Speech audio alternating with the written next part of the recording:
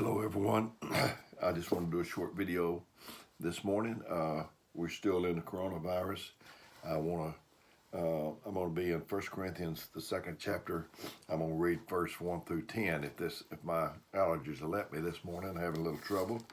But it says, "And I, brethren, when I came to you, came not with excellency of speech, or of wisdom, declaring unto you the testimony of God. For I determined not to know anything among you save Jesus Christ and Him crucified." I don't have the excellency of speech, but I got the excellency of heart, I think, where my heart is with you, wanting to help you. Determined not to know anything among you save Jesus Christ and Him crucified. I've went visiting a lot down through the years, and I've what typically happens to me on Saturday morning, I'll get up and we don't have church maybe that night, and I'll be in here in this very room praying, "Lord, where do you want me to go?" And maybe he doesn't give me an answer. It's getting on up towards lunchtime. I live about 40 minutes from Gurley, and if I'm going out that way to church, then I've got probably that many more minutes to go to wherever I may be going to church. So I know I need to leave probably 2 or 3 o'clock so I can go hit Highway 72 and go on.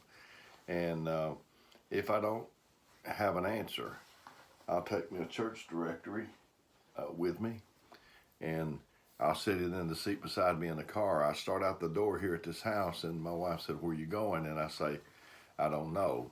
And she'll say, "Dale, you mean to tell me you don't know where you're going?" And I'll say, "Yes, I'm trying to tell you I don't know where I'm going, so I need you to pray for me."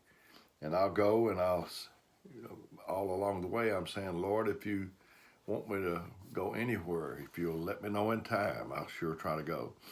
So when we get on up, when I get on up through there, finally he'll tell me, and I've got the church director with me, so I'll call the minister of that church and say, "Are y'all having church tonight?" And if he says yes, I say, "Is it a good night for me to come visit y'all?" And I'll go on. And invariably, not every time, but so many times, it's happened to me that I would go, and whenever they shake hands with me, somebody would say, "I knew you was coming." And I'd say, how did you know I was coming? Because I didn't even know myself. And they said, "Well, I was down praying." I said, "Well, when?" And they say, "About 9:30 this morning." I said, "Well, he just let me know about 2 o'clock. So next time, why don't you call me and save me all of this not knowing?" But when I call the minister, I don't ask him anything that's going on at that church. I don't want to know. I want God to help us. It's the same way if somebody calls from our church to talk to my wife. If there's any whiff of trouble in there, I don't want to know anything about it. And he said, "And my speech and my preaching was not with enticing words of man's wisdom, but in the demonstration of the Spirit and of power, that your faith should not stand in the wisdom of men, but in the power of God." Excuse me just a moment here. And then he goes on to say in verse 6, "Howbeit we speak wisdom among them that are perfect, not the wisdom of this world, nor the princes of this world that come to naught. But we speak the wisdom of God in a mystery, even the hidden wisdom which God ordained before the world unto our glory, which none of the princes of this world knew, for had they known, they would not have crucified the Lord of glory." It said, "But we speak the wisdom of God," in verse 7, "in a mystery, even the hidden wisdom which God ordained before the world." Let me ask you something. Wisdom, we already know. We spoke about it in another video. We ought to know how precious that is, how much it's needed by God's people. If it is that precious, and God knows everything, He knows we need it, why would He hide it from us? Well, He didn't hide it from us. He hid it for us, so that when we get ready, it'll be available to us. He don't want to give it to us too premature. I heard a story about a man. He gave his son a gold pocket watch when his son was born, and he got it for him when he was born, but he didn't give it to him. Because why didn't he give it to him then? because he couldn't handle it. If he gave it to him when he got 2 or 3 years old, he would beat it. He would have beat it to pieces. So that's the way we are. That's why God don't give us any more things than He does. He knows at this point in time that we don't have the maturity and that we can't handle it. And so he didn't give it to him at day one. He didn't give it to him on day two, year one. He didn't give it to him until he was able to handle it. The little boy was probably all around where that watch was. That's like the wisdom. It's hidden for us, not from us, but for us for when we get ready for it. And we've been all around it. But when we prove to God that we can handle it and do the right thing by it, I believe He'll give it to us. I thought about hiding things. I thought about Moses. Moses and Jesus, they were, at the time of their birth, they was out after them. They was trying to kill the little babies, 2 years old and under or whatever. And so when Moses was born, his mother hid him. Where did she hide him? Now I'm asking questions and you're not able to answer me right now, but the purpose of me asking is to provoke your thought. Where did she hide Moses? In the house, I believe. You can read it. But not a house like this, not a house like you live in, 3-bedroom, a bath or 2 or whatever, 4, maybe you even got 4 or 5 bedrooms. But it was a Hebrew slave house. To me, I would think it was not much more than a tent. So how do you hide a screaming, crying baby in a tent? You can't, except God help you. So she hid him there, I think it was 3 months, and when she could no longer hide him, they made a little ark of bulrushes, put Moses in it, took him down to the river, his sister was with him, and let it go. And there at the river's edge, I think it said, or at the river, was Pharaoh's daughter. And so there he's floating down the river. How would you like to put your, I'm not talking about Goose Pond or Gunnersville Lake or something like that. How would you like to put your baby, I believe it was the Nile River. How would you like to put your baby in the Nile River? And where snakes, crocodiles, and all such is there. But anyway, somebody came and found him. And I would ask you, who was that? But I already told you just a minute ago, it was Pharaoh's daughter. Pharaoh's daughter? Man, isn't that the man that's trying to kill him? Yeah. And where did she take him? Now, I don't think she took him that very minute, but eventually he wound up at Pharaoh's house. Now we're dealing with King James.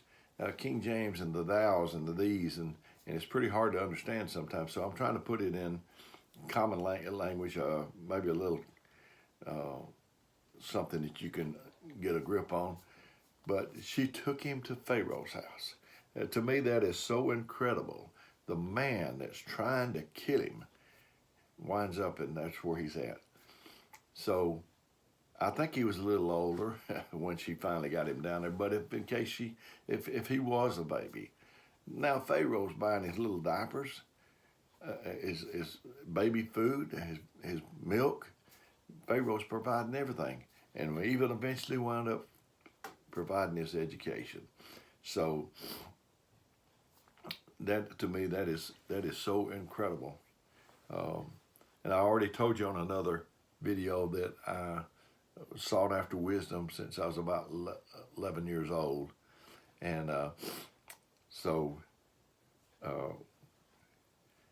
that's what I want, is wisdom. I know when Solomon, I think I even had a broadcast about Solomon. The Lord came to him in a dream and asked him what did he want, and he said understanding heart, I believe, but in essence he asked for wisdom. And God said, because you didn't ask for long life, you didn't ask for the life of your enemies, you didn't ask for riches, I'm going to give you all of those things. So he had an opportunity to test his wisdom. Here comes two women, and they're saying the same story. They're both saying they had this story that they was in the same bed in the same night, and one of the ladies laid on her baby and it died. and she switched it with the one that was the living baby. They both said that, but they was different on who that was that had the living baby. So, so there they was.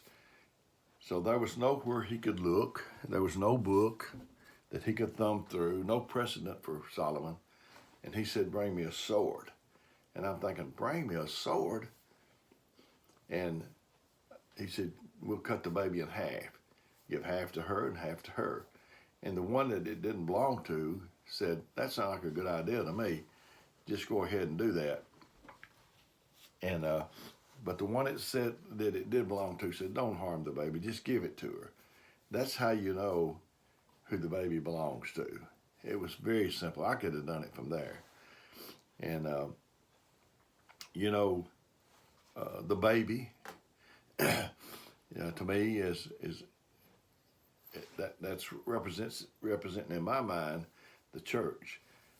There's people that they want their way, and if it means splitting the baby in half, they're willing. But a true elder wants what's best for the church. If I had a white mule and painted black stripes on it, would I have a zebra? No. If I had a black mule and painted white stripes on it, I still wouldn't have a zebra. You can tell me you're an elder, but what I judge is if you're looking out for what's good, best for the church. Wisdom comes from revelation. Knowledge comes from information. I want to read this verse here, and then it says, verse 9. It says, but it says, it's written, I have not seen neither nor ear heard, neither have entered into the heart of man the things which God hath prepared for them that love him. I struggle with that scripture, with that verse. I have not seen, neither ear heard, neither hath entered into the heart of man the things which God hath prepared for them that love him. And I believe that what he's talking about is wisdom does not come through the eye.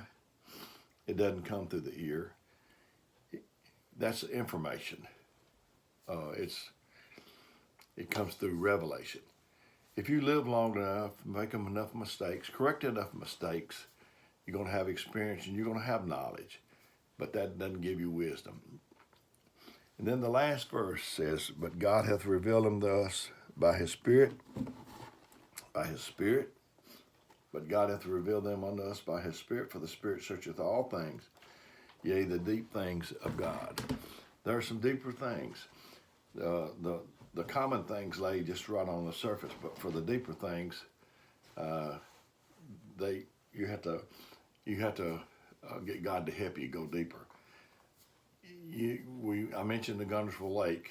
An old friend of mine, Brother Hubert Sampson, he's been gone since 1986. He told me that he went by the Guntersville, that body of water there at Guntersville many times. He said he saw the yachts. They had names, the Nina, the Marie, whatever the name was. And he said that just looking at those every time didn't tell him what was at the bottom of that river. And there's deep things of God. This just said, for God hath revealed them unto us by his Spirit. For the Spirit searches all things, yea, the deep things. So that tells me there's deep things and there's things that's shallow. If you went to the ocean hunting a sunken treasure and you just jumped off the side of the ship and went down in there to the bottom, you wouldn't make it. After a while, your lungs would just bust. But if you had on equipment, those tanks and whatever else that you call it that they put on. So in this way, in God's way, you can't get the deep things naturally.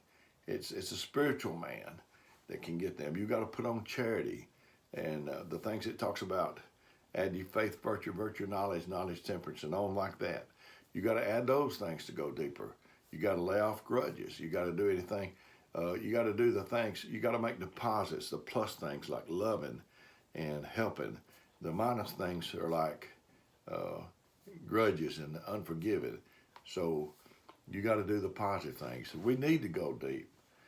But I'm going to warn you, every like that Nintendo game that me and my grandson played. Every level has a new devil.